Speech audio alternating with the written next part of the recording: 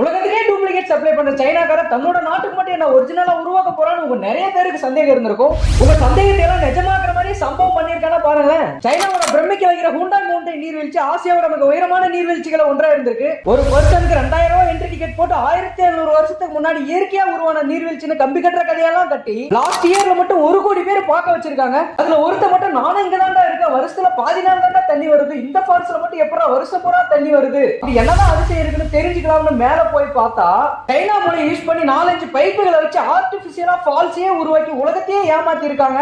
இதோட நிறுத்திடுவான்னு பார்த்தா சைனாவோட பிரபலமான லேண்ட்மார்க்கான பவுல்டர் ராக் பெஞ்சாங் மாகாணத்தோட உயரமான மலையான ஹூடோங் மலையில அமைஞ்சிருக்குங்க. இந்த பிரம்மாண்டமான பாறை மேல ஏறி புகைப்படங்கள் எடுக்கிறதுக்காகவே பல்லாயிரக்கணக்கான சுற்றுலா பயணிகள் இங்க வருவாங்களாம். சமீபமா மறுசீரமைப்பு பணிகளுக்காக மலையேற்றம் தடை செய்யப்பட்டதையும் மீறி 2 சுற்றுலா பயணிகள் மேல போய் பார்த்ததுக்கு அப்புறம் தான் தெரியுது இவ்வளவு நாளா பிரம்மாண்டமா பேசப்பட்ட அந்த பாறை போலியானது அப்படின்னு. சும்மா சொல்லக்கூடாதுங்க, சைனாக்காரனோட மூளையே மூளைதாங்க.